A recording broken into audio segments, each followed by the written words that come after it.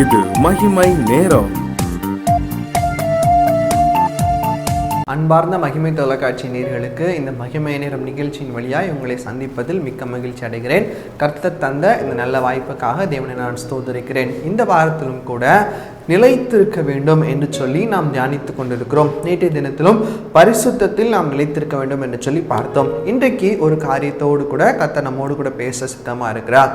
ஒரு ஊரில் ஒரு பிரசித்தமான ஒரு ஊழியக்காரர் இருந்தாராம். அந்த ஊழியக்காரனுடைய பெயர் சாது சுந்தர் சிங் என்பதாகும். இவர் ரொம்ப காலங்களுக்கு முன்பதாக நம்முடைய தேசத்தில் வாழ்ந்ததான ஒரு ஊழியக்காரர். ஸோ இவரை பற்றி ஒரு காரியத்தை உங்களுக்கு சொல்ல நான் ஆசைப்படுகிறேன். அன்பான ஊழியக்காரர் என்ன செய்கிறாரா, அநேக இடங்களுக்கு சென்று ஆண்டவருடைய சுவிசேஷத்தை பிரசங்கிப்பதும், அநேக இடங்களில் இவர் மூலமாய் கர்த்தர் பெரிய அற்புதங்களையும் அடையாளங்களையும் செய்ததாக அவருடைய புத்தகத்தை நாம் படிக்கும்போது அதிலிருந்து தெரிந்து கொள்ள முடிகிறது. அதே போல தான் ஒரு முறை ஒரு ஊருக்கு இவர் ஊழியத்திற்காக சென்றிருந்தாராம். அந்த கூட்டங்களை அவங்க ஆயத்தம் செய்து அந்த கூட்டங்கள் முடிவதற்கே சுமார் 10 மணி போல ஆகிவிட்டதாம். அந்த கூட்டத்திற்கு முன்பதாக ஒரு 3-4 நாட்கள் தொடர்ந்து ஊழிய பயணங்கள் மேற்கொண்டு இந்த ஊழியக்காரர் சாது சுந்தர் சிங் ஐயா அந்த பயணத்திலே இருந்து கொண்டு வந்தாங்களாம். அவங்க கூட இன்னொரு ஆளும் அவர்களுக்கு துணையாய், ஐயாவுக்கு துணையாய் அந்த ஊழியங்களை பார்த்து கொண்டு வந்தாராம். ஒரு நாள் இந்த ஊழியம் முடிவதற்கு மிகவும் தாமதமானது. ஒரு 10 மணி போல ஆனது. அதற்கு முன்பதாக அநேகர் ஜெபிக்கும்படியாக இடத்துல வந்தாங்க. எல்லாருக்கும் ஜெபிச்சு முடிச்சுட்டு வீட்டுக்கு வரப்ப 12 மணி கிட்டத்தட்ட அவங்களுக்கு கொடுத்துருந்த அந்த ரூமுக்கு வர்றப்ப 12 மணி ஆயிடுச்சாம். 12 மணி ஆனோடனே பாஸ்டருக்கு கூட வந்திருந்தவங்க, சாது சுந்தர் சிங் ஐயாவோட கூட வந்திருந்தவங்க, அவங்களுக்கு டயர்ட்னால அவங்க தூங்க போயிட்டாங்களாம். அந்த இடங்கள்லாம் ஆயத்தம் செய்திருந்தவங்க சொன்னாங்களாம், இங்கே ஒரு ரூம் இருக்குது, ஐயா உள்ளே தூங்கிக்கிட்டோம், நீங்கள் கொஞ்சம் வெளியே தூங்கிக்கோங்க அப்படின்னு சொல்லிட்டு இவங்களை கூட வந்திருந்தவங்களை வெளியே அவங்களுக்கு கட்டெல்லாம் போட்டு அழகாக அரேஞ்ச் பண்ணி கொடுத்துருந்தாங்களாம். அப்போ சொன்னாங்களாம், கொஞ்சம் பார்த்து தூங்குங்க, ஒரு சில நேரத்தில் பாம்பு தொந்தரவுப்படுத்தும் அப்படின்னு சொல்லி சொன்னாங்களாம். இப்படி சொன்னோன்னே யாருக்கு தூக்கம் வரும்? இவர் தூங்கவே இல்லையா. ஒரு 12 மணிக்கு தான் படுத்திருக்காங்க. 2 மணி 3 மணி வரைக்கும் இவர் முழிச்சேராக இருந்தாராம். ஏன்னா இவருக்கு பயத்தினால எழும்புவாராம், போய் ஒவ்வொரு இடமும் பார்ப்பாராம், அப்படியே படுத்து தூங்குவாராம். 3 மணிக்கு அப்புறம் தூங்கிட்டாராம். அந்த 3 மணி வரைக்கும் இவர் ஒரு சம்பவத்தை பார்த்தாராம். என்ன அப்படின்னா, இந்த சாது சுந்தர் சிங் ஐயா உள்ளே தங்கியிருந்தாங்க. அந்த ஜன்னல் வழியாய் ஐயாவை இவர் எப்பமெல்லாம் மொழி போகிறது அப்பமெல்லாம் பார்த்தப்ப அந்த சாது சுந்தர் சிங் ஐயா ஜெபித்து கொண்டே இருந்தாங்களாம். இவர் 3 மணி வரைக்கும் தூங்கலை. அந்த 3 மணி வரைக்கும் பார்க்குறப்ப இந்த ஐயா அவர்கள் ஜெபித்து கொண்டே இருந்தாங்களாம். அவங்க ஜெபத்திலே இருந்தாங்களாம். அப்போ அதையால் எஞ்சி கேட்குறாரா, ஐயா நானும் தான் உங்கள் கூட ஊழியத்திற்கு வந்தேன், என்னை விட உங்களுக்கு தான் அதிகமாக டயர்டாக இருக்கும், உங்களால் மட்டும் எப்படி ஜெபிக்க முடியுது?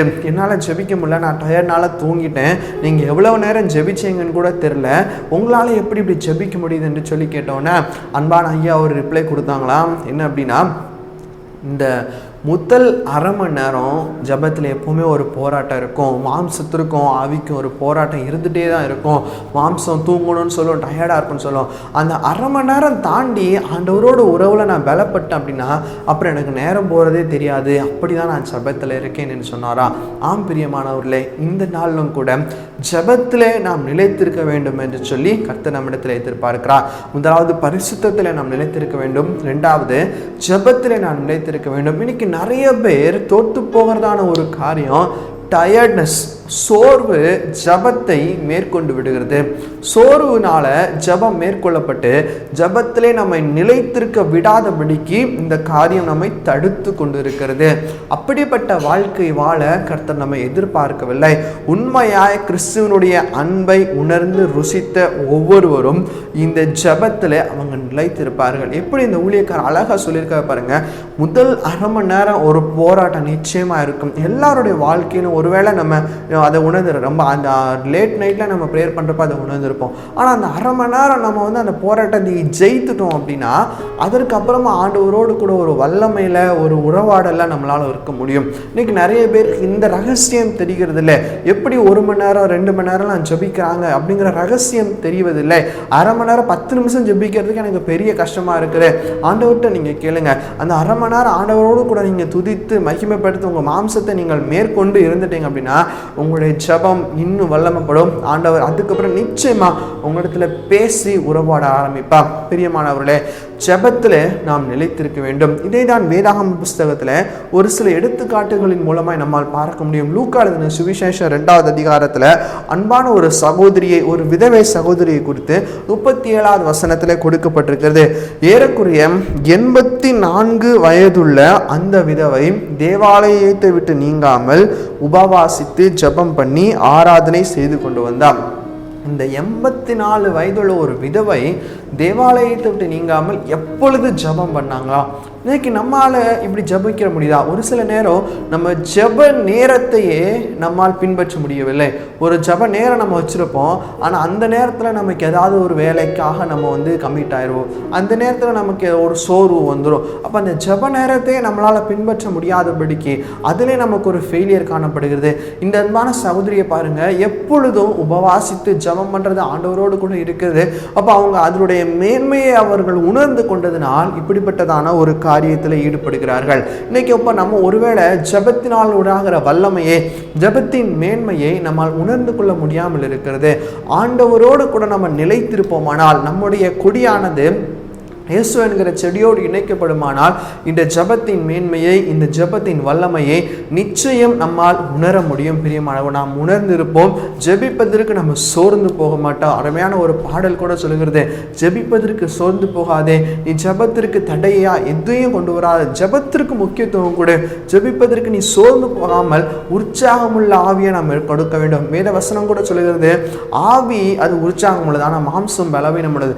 இந்த பலவீனமான மாம்சம் இந்த உற்சாகமான ஆவியை மேற்கொள்ளாதபடிக்கு நாம் காத்துக்கொள்ள வேண்டும். இதை தான் கர்த்தர் நம்மிடத்தில் எதிர்பார்க்கிறார். வேத வசனம் சொல்லுகிறது, லூக்கா எழுதின சுவிசேஷம் 21வது அதிகாரம் 36வது வசனத்தை, நாம் வாழ்ந்து கொண்டிருக்கிறதான இந்த காலம், இந்த கடைசி காலம், அது கொடிய காலம். இந்த கொடிய காலத்தில் நாம் வாழ வேண்டும், நாம் சர்வைவ் பண்ண வேண்டும், நாம் நிலைத்திருக்க வேண்டும் என்று சொன்னால் அதற்கு முக்கியமான ஒரு காரியம் அந்த ஜெபம். அதை தான் லூக்கா 21:36 நம்ம படிக்கிறோம். ஆகையால் இனி சம்பவிக்க போகிற இவைகளுக்கெல்லாம் நீங்கள் தப்பும்படியாக முன்பாக நிற்க பாத்திரவான்களாக எண்ணப்படுவதற்கு எப்பொழுதும் ஜெபம் பண்ணி விழித்திருங்கள் என்று சொல்லப்படுகிறது.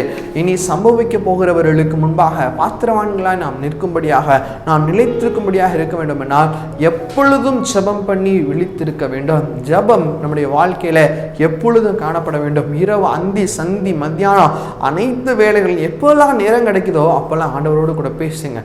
ஜெபம் என்பது ஆண்டவரோடு பேசுகிற ஒரு அருமையான உணர்வு. அது ஏதோ கடமைக்காக செய்கிறது அல்ல, கடமைக்காக முழங்கால் போட்டு கை கூப்பி கண்ணை மூடி இப்படி செய்கிறது அல்ல. ஜெபம் என்பது நம்ம ஒரு நண்பரிடத்துல பேசுறது போல, நம்முடைய அப்பா அம்மாட்ட பேசுறது போல, நமக்கு ஒரு ஆறுதல் வேண்டி நம்ம கேட்பது போல, இதுதான் ஜெபம். இன்னைக்கு நிறைய பேர் இதை உணர்ந்து கொள்கிறதில்ல.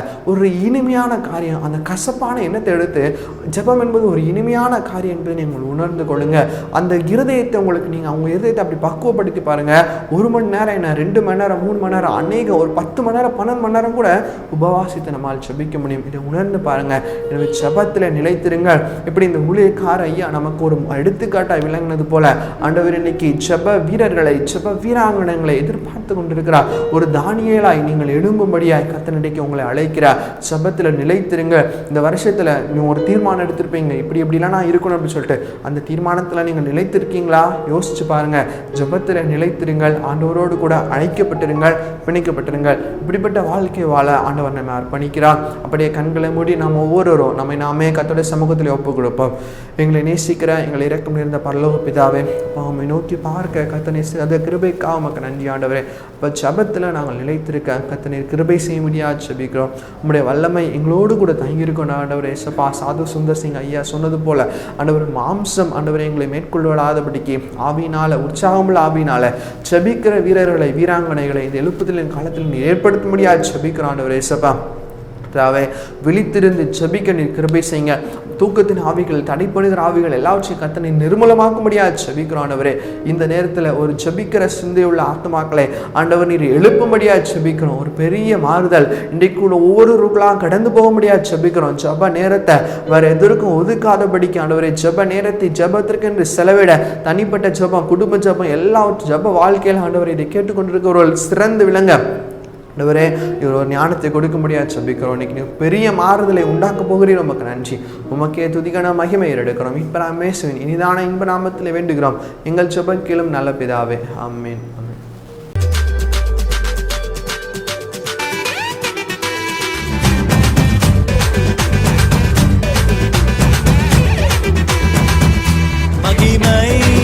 மகிமை